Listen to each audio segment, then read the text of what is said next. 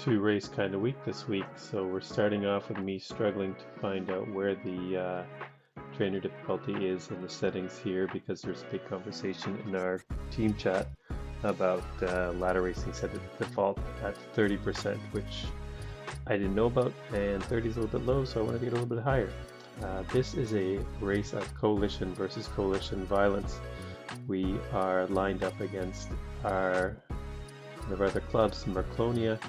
They are slightly higher than us. I think most of the riders are platinum and higher. There's one sapphire lined up on their team tonight as well. So going into this one as the big underdogs, and I think the prediction was I was supposed to finish 7th. I think we're all sort of finishing towards the bottom, with Tim being the only one who was finishing above any of the Merclonia, or predicted to finish above any of the Merclonia riders tonight. So starting off, it's a 4v4. It's the bonus week as well, so this week the bonus is for the combined fastest through segment on the Aqueduct KOM. So we're hoping to pick up a point there if possible, but again, just this one we sort of coming in with lowered expectations, if you will. Not a lot of pressure off the start, which is great because I didn't have a ton of time for warm-up. I rushing around picking up kids at different activities and picking up dinner, so I basically jumped on the bike about 15 minutes beforehand, just getting everything set up, and not really a whole lot of time to do much of a warm-up. Funny story, because I don't know what day it is, and I'm usually scatterbrained. Last night I rushed to get all my stuff on, get my kit, get the bike ready, get everything set up for the race last night at 7:30, and then quickly realized that, wait a minute, it's Wednesday, not Thursday. But there we go, it happens. So here we go, we're still all together. There's a little bit of pushing off the front, but nothing big. There's no real major attack points on this course. It's flat, flat, flat, aqueduct, and then intestines. So we're just happy to stick with the group, hoping for a bunch sprint and see what we can do. We didn't have much of a game plan other than that. We were watching out for them, thinking at some point they would do a group attack just to break things up. We thought maybe it would be the start. Happy it wasn't the start, because it would have just killed me without a warm-up. So this easy pace without a warm-up was great for us. Going through the roller, so Vlad's starting to go off here. We go and sort of pick it up, but then he's sort of 2 seconds, 3 seconds, and we had talked before that if one person goes up the road early, just let them dangle.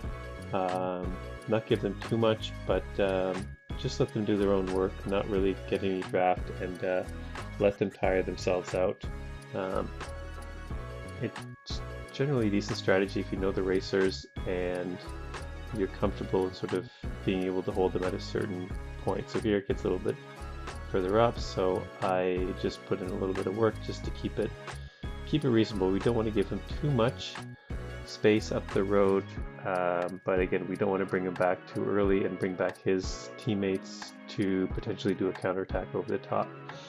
So we just let that go, rolls out to 5. Our thinking is that because it's the FTS on the aqueduct, if he's on his own, he'll have a hard time setting a fastest through segment, whereas the 4 of us will be able to work within the group and get a decent time, and perhaps to take that bonus point, and again potentially catch up, because we'll be working with the group. There'll be a lot of draft action because it's a short climb, low climb, and catch him after the climb is what we're thinking. So here again, I put a little bit of push in on the front just to make sure he's not getting out too far, but again, not wanting to pull them up close to bridge over, and not wanting to tire myself out too much, because again, I'm still not feeling the greatest. Here Tim takes over on the front a little bit. I'm just playing with steering, just messing around, trying to push them and get them off Tim's wheel. But again, it doesn't really make that much of a difference in Zwift, and we're not really trying to make any ground up. Here we're about to go through the sprint. I'm going to hold on to the feather and not try to get another power up, because the feather is going to be more useful to me going up that climb. Even though it's short, any little bit helps, because 1 second can quickly grow to a much bigger gap behind. So here we've got Vlad is off the front. It's like 11-12. Not great, a lot bigger gap than what I would ideally like to see, but we do still have this climb coming up. So we have the climb before the climb, and then the official climb, which is relatively short, usually I would say 40-ish seconds in sort of race pace. So 14 seconds is more than I'd like. We're hoping that we'll catch that back up. Here we go. Let's see how everything goes. Heart rate is scarily high. Here, I'm scared because we've got 1 versus 4 up front, and we really need to work to get back onto this and make sure that we're not totally dropped. We've got 3 off the back here. Thank goodness we make it back up here and reconnect. Unfortunately, one of the riders had a dropout at this point. We found out after the race that it was an internet connection problem. We sort of don't push there on the front. We sort of ask them the question, trying to find out if it's something, if he's going to reconnect, and we can sort of sit up a little bit, but I think there was no hope of reconnection, and then we just continue to race on like this.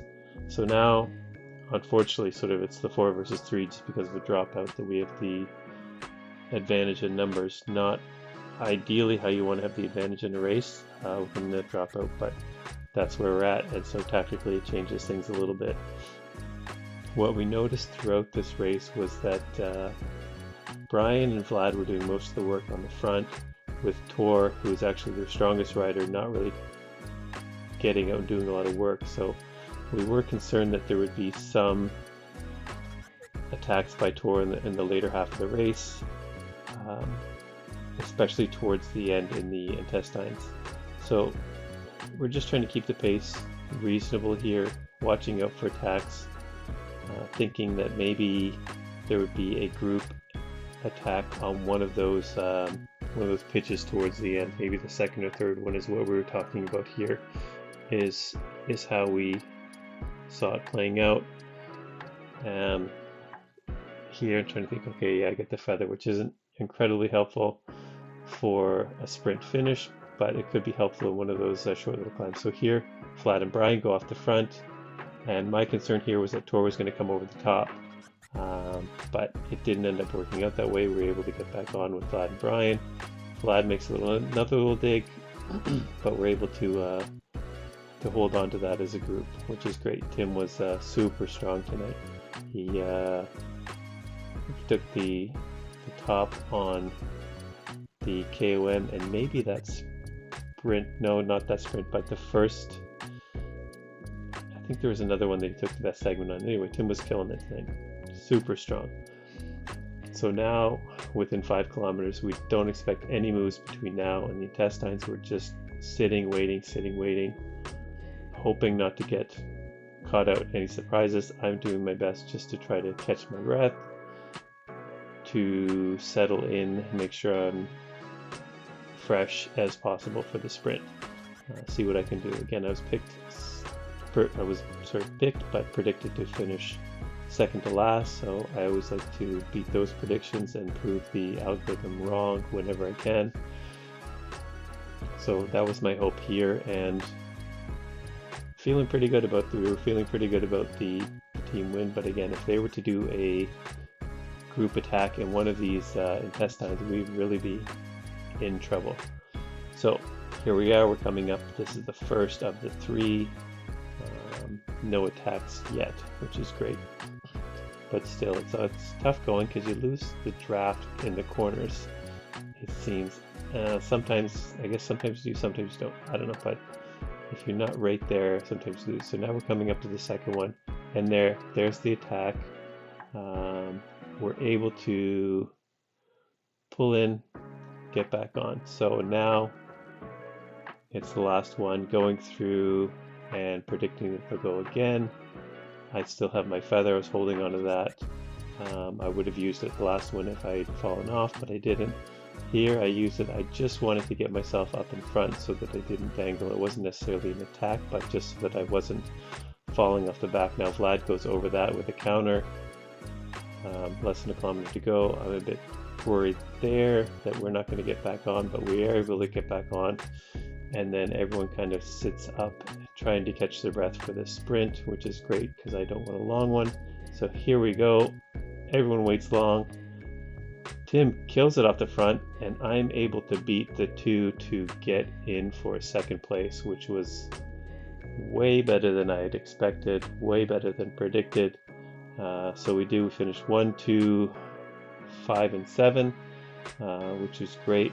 I think the scoring with ladder, they take off our 7th place. So I think we would still take it if we 1, 2, and 5. We did surprisingly great for a race that we came into with all the predictions saying we were going to get our asses handed to us, and we didn't. We pulled out a win. So great work, Coalition Unarium, and another fun race with everyone.